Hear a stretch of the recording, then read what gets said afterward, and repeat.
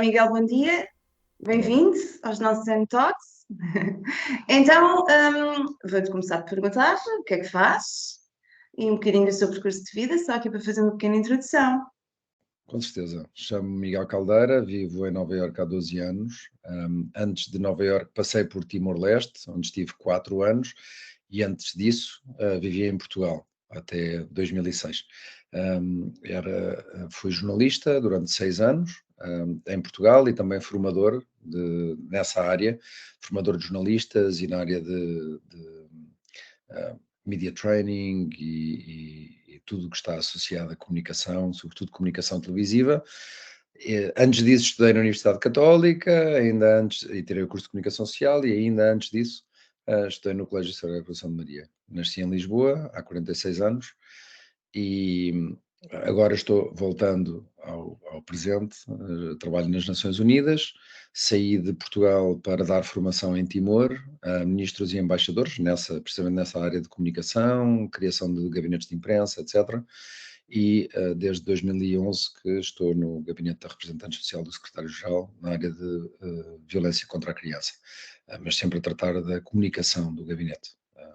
E esta é, Ok. em 2 linhas, a história da minha vida. E o que é que o fez ir ao escolher a ONU como a sua casa neste momento? O que é que lhe fez escolher? Houve muitas circunstâncias que contribuíram para isso. O espírito aventureiro talvez fosse um deles.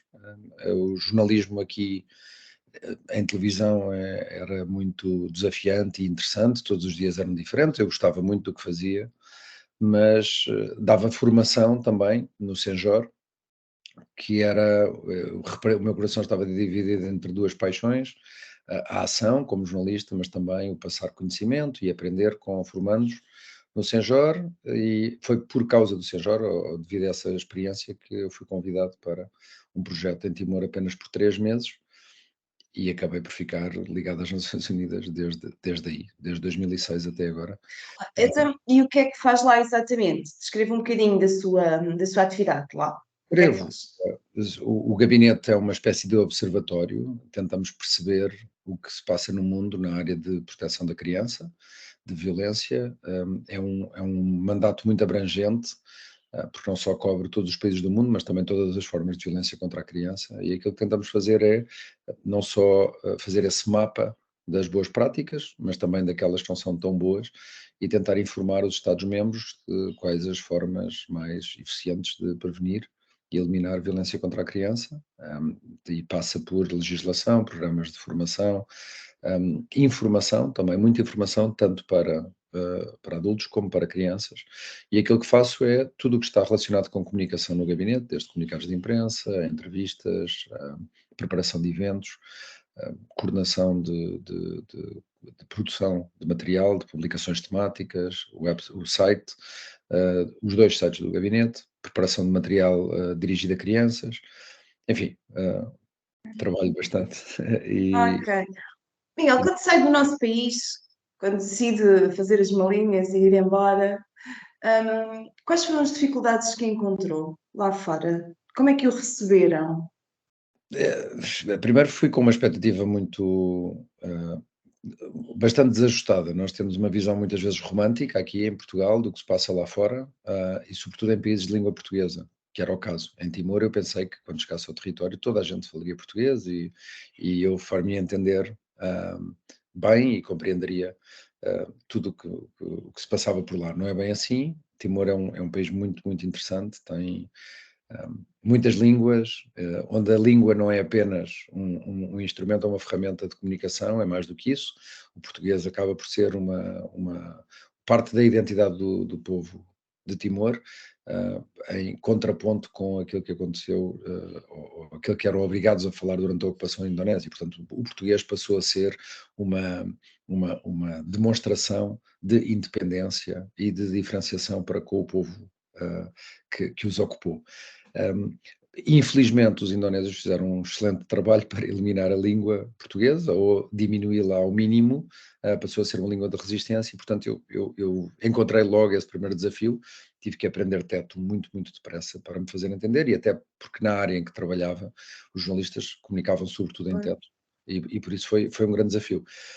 Depois, tudo aquilo a que um imigrante tem que se habituar, ou seja, um país novo, com regras novas, com leis novas, com toda a dificuldade inerente aos processos administrativos, condução, não havia, por exemplo, legislação sobre propriedade e, portanto, apenas o hotel no princípio foi fácil, porque alugar um quarto num hotel é relativamente fácil e é igual em todo o mundo, mas arrendar uma casa, por exemplo, não existe sequer prova de que aquela propriedade pertence à pessoa A ou à pessoa B.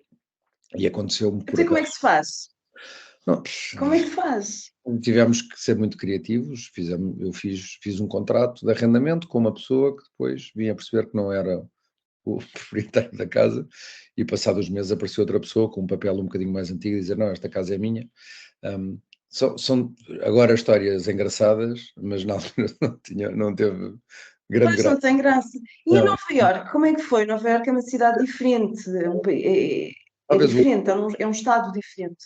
sim, talvez 180 graus daquilo que eu encontrei em Timor, onde tudo está regulamentado, onde o ritmo é alucinante, até de rotação. As pessoas estão numa casa durante uns meses e saem, e aí foram desafios diferentes. Aí não havia qualquer relação com a língua, embora eu falo inglês, não é? Mas não tinha essa expectativa em relação à língua portuguesa, mas também havia uma comunidade portuguesa já radicada, e tive bastante sorte, sobretudo nos serviços consulares nas duas embaixadas, porque acabei por me aproximar, primeiro por necessidade, não é? Por ter de deslocar-me para renovar cartão de cidadão, passaporte, etc. Mas depois Claro, também alguma ajuda e algum acompanhamento por parte das entidades oficiais que por lá estiveram, e eu faço sempre questão não só de me registar no consulado, não é? Quando chego, para até se alguma coisa claro. acontecer, eu estar ao corrente, fazer parte E da lista de e-mails, em etc. termos de, em termos de burocracia, para, no seu caso, não sei se arrendou ou comprou casa lá em Nova Iorque. Arrendei casa quando cheguei, arrendei casa e estive muitos anos a viver em diferentes apartamentos na cidade. Ok. E eles são assim também burocráticos como nós, ou é um processo mais simples, não é tão burocrático? Qual foi Não, a sensação que ficou? são processos que já estão muito rotinados, e a partir do momento em que percebamos o que é preciso, e como é que funciona o jogo, é fácil de perceber. Nos Estados Unidos, desde que se tenha dinheiro, tudo é possível, não é? E por Tudo é isso possível. acaba por ser o princípio de como é que isto funciona. A maior parte dos edifícios, dos apartamentos, têm um agente imobiliário que não só que os mostra, mas depois a quem tem que ser pago uma comissão, e essa comissão é paga pela, eh, pelo arrendatário, e portanto isso Então, mas quando procura uma casa em Nova Iorque, não fala, não contacta diretamente com o proprietário, há sempre um intermediário, ou é habitual não, haver? na maior parte dos casos, sim, é com intermediários. Ok, No meu caso, como trabalho para uma organização como as Nações Unidas, também temos esse apoio, não é? Temos uma estrutura que não só colegas de trabalho, pessoas que passaram pelo mesmo, mas também, mesmo na nossa equipa, mas depois também nos recursos humanos e por aí fora um apoio que se calhar a maior parte das pessoas não tem. Mas sim, há as duas opções. Eu hoje tenho um conhecimento da cidade e da forma como as coisas funcionam que não tinha quando lá cheguei, não é? Por isso talvez hoje eu evitasse claro, pagar, e é possível encontrar-se arrendamentos feitos pelos proprietários, mas tal como aqui em Portugal, pelo que sei, exato. também a maior parte das casas E são quando reformadas. precisa de alguma coisa aqui de Portugal? Quando precisa de um documento, quando precisa de tratar de algum assunto, como é que faz? Não, teve graça que me tenham contactado para participar nestas M-Talks, porque eu não sei se haverá muitos imigrantes que tenham passado por tantos processos burocráticos e administrativos como eu. Eu casei, divorciei-me, registrei crianças, crianças nascidas em territórios estrangeiros, registados como portugueses. casamentos celebrados em Timor, em Itália, um, e por isso tenho tido muito contacto e Tem tido imensa experiência. E imensas. tem sido fácil, tem encontrado obstáculos, dificuldades que tenha sentido, Miguel?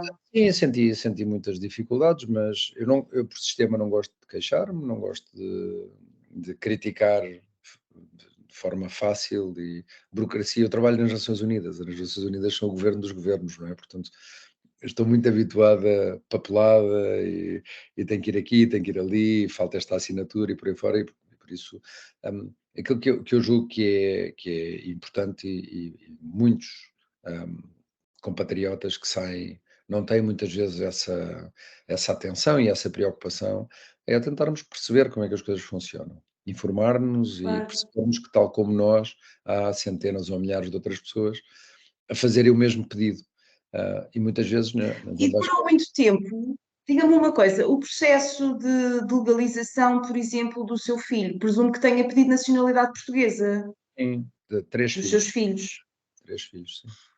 Eh, Demorou muito tempo esse processo? Foi um processo moroso na questão da nacionalidade dos meninos? Não, foram todos muito céleres e o que eu faço e que recomendo a todos, aqueles que estejam a ver ou ouvir-nos, é preparem-se, façam o trabalho de casa e contactem apenas as autoridades para aquilo que é necessário e não para responder a dúvidas que podem ser facilmente encontradas, sobretudo online. Hoje é tão fácil e acho que o Estado português tem feito um esforço também de informar.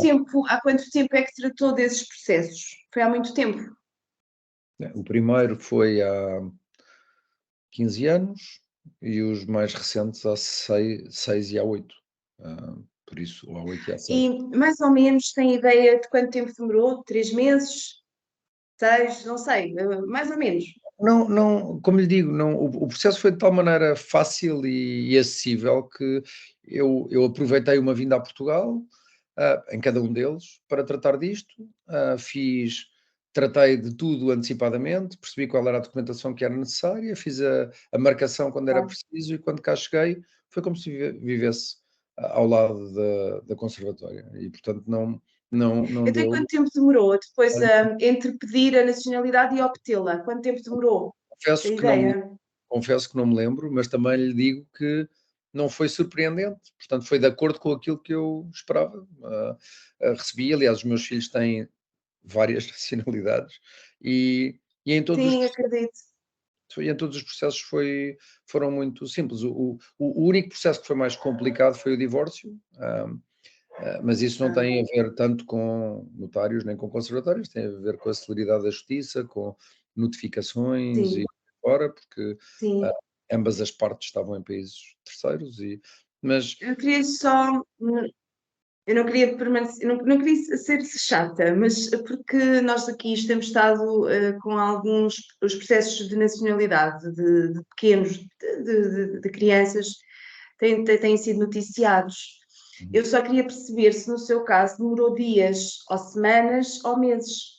Só para ter uma pequena ideia, uma vez que já passou por processos em diversos períodos de tempo, não é? Alguns até há 15 anos atrás, para perceber um bocadinho a evolução. Só quero perceber se foram dias ou se foram mais que dias, não é? Meses ou semanas. Se tem como essa memória. eu e a Ana lembrar-se-á, eu não sei se depois vão editar aqui a entrevista ou a conversa, mas eu na semana passada escrevi-vos a perguntar quais eram os temas que gostavam de abordar e se me tivessem dito eu Sim. ter-me preparado melhor, porque Ah, não. Oh, mas Miguel, eu só não, queria não, não, perceber não, assim da sua memória. teria muito gosto, não, teria muito gosto e posso dizer-lhe mais tarde, porque tenho essa informação escrita, não é? Quando é que fiz e depois quando é que recebemos. Eu Mas não preciso dos. Não, Miguel, não é por pormenores. É só uma questão eu de percebo, ideia. percebo, mas como lhe digo, o mais recente foi há 6 anos. Hum, e Pois. não foram nenhum dos 3 processos foram complicados, nem foram, Ok. nem encontrei desafios, nem atrasos, nem falta este documento ou falta aquele. Hum, Talvez por eu ser, Ana, bastante previdente e por dar os passos e fazer 3 cópias autenticadas, ter apostilhas, ter tudo tudo pronto e em Tudo em dia. dia. Sim, para que também lhe digo, Então, e buscar aquilo que falava no princípio. Nos Estados Unidos as coisas estão de tal maneira preparadas que temos um notário, por exemplo, que fala português, que tem o selo branco português e e portanto trata disso, não é?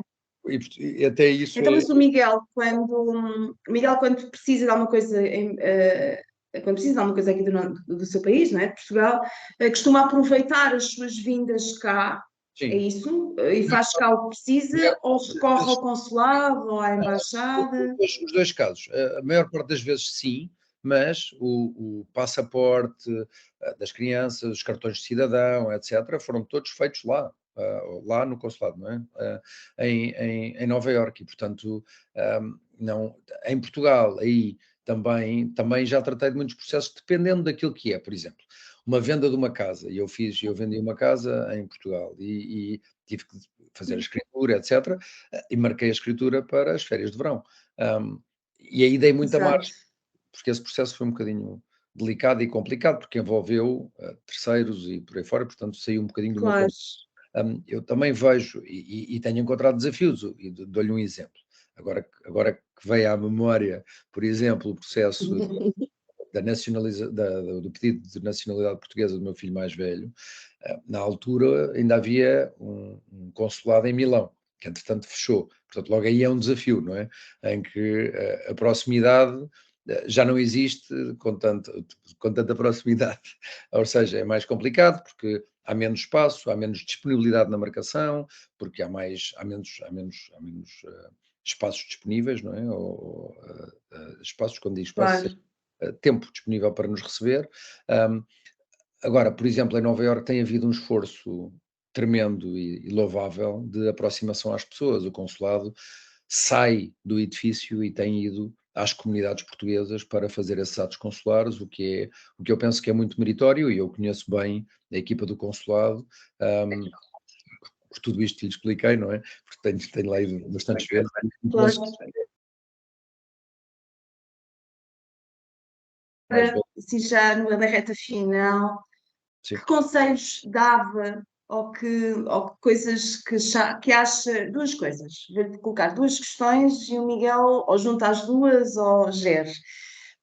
Primeiro, o que é que fez e que não voltaria a fazer quando saiu de Portugal e perante as dificulddes que encontrou, o que é que fez e que hoje não voltaria a fazer? E depois, que conselhos daria ou dicas a quem neste momento quer se aventurar como o Miguel se aventurou para fora aqui de Portugal? Bem, do lado pessoal haveria muitas coisas que eu fiz e que não faria, do ponto de vista administrativo. Talvez, talvez ponderasse um pouco mais antes de tomar algumas decisões, que tiveram, relevância ou acabaram por ter implicações burocráticas que me teriam facilitado a vida. E por isso aquilo que eu sugiro sempre, ou a quem também me pede a opinião, sobretudo a pessoas mais novas que vêm para Nova Iorque e por aí fora, Claro, é preparem-se. Nós vemos, por exemplo, e dou-lhe um exemplo que tenho falado nisto muitas vezes, há muita informação disponível sobre o que fazer para casar em Nova Iorque, onde quer que seja. É muito fácil de perceber, seja na legislação americana, é muito fácil, vamos ao town hall e em 2 minutos despachamos a coisa, mas não há informação sobre e se nos separarmos? E se tivermos uma criança? E como é que depois, qual é no caso das responsabilidades parentais, do ponto de vista jurídico, como é que se vai aqui resolver o assunto. E, portanto, eu não estou a sugerir que as pessoas que se casam devem pensar no divórcio, mas por que não antecipar claro. se alguma coisa de mal acontecer, mas também se alguma coisa de bom, o casamento, quando o casamento acontece, preparem-se já como é que eu depois vou fazer esta, vou transcrever para Portugal esta decisão, ou este contrato que acabo de assumir neste país terceiro. E por isso, o meu conselho é sempre esse: façam um bocadinho de trabalho de casa. Isto não tem nada a ver com amor, tem a ver com facilitar a vida a quem toma essa decisão, porque são decisões que depois, quando nos apercebemos muito tarde, Tem estamos. consequências? Tem consequências, consequências financeiras grandes, as pessoas depois não têm paciência para, então pedem a advogados ou pedem a solicitadores que ajudem e tudo isso tem um custo associado. E se nós tivermos feito trabalho de casa, podemos pedir na mesma a advogados, mas já sabemos um bocadinho com que linhas devemos cozermos. Um conselho que dou é aquele com que começamos a nossa conversa. E é o mesmo que acabei de dar, prepararem-se o mais possível. Lembrarem-se que para cada cidadão português que vai fazer um pedido, como nós, haverá centenas ou milhares de outros que estão a encher as caixas de e-mail e os telefones de embaixadas e de consulados que têm muitas vezes 3 ou 4 pessoas que têm de dar resposta, e eu conheço esse lado porque nas Nações Unidas trabalhava ao lado do consulado e trabalhava muito com a missão e via a dificuldade que tinham de dar resposta a tudo isto. E, portanto, se nós fizermos o nosso trabalho de casa, não precisamos de ir ao consulado 3 vezes ou 4 porque falta um papel, porque não pagamos, não fizemos a transferência, porque o papel que assinámos estava errado, porque a procuração falta um dado, Claro. etc. E, portanto, tudo isto em vez de nos queixarmos de, pois isto não funciona, isto não corre nada bem, eu não me queixo nada da forma como os consulados e as embaixadas funcionam, antes pelo contrário, porque, como lhe digo, tudo tem funcionado bem porque eu tento fazer o trabalho de casa e tento ter o respeito pelas pessoas que me vão receber, percebendo que haverá outras que também precisam exatamente da mesma coisa, que precisam que sejam céleres e, portanto, as coisas, no meu caso, têm sempre e correram sempre nestes 17 Corrido anos. bem. Miguel, foi um gosto, gostei imenso de falar consigo, gostei Obrigado. muito de conhecer. Desejo as maiores felicidades pessoais e profissionais, claro. Muito Muito obrigada por ter aceito o nosso convite. Está bem? obrigadíssimo. Obrigada. Obrigado. Adeus, com licença, obrigada.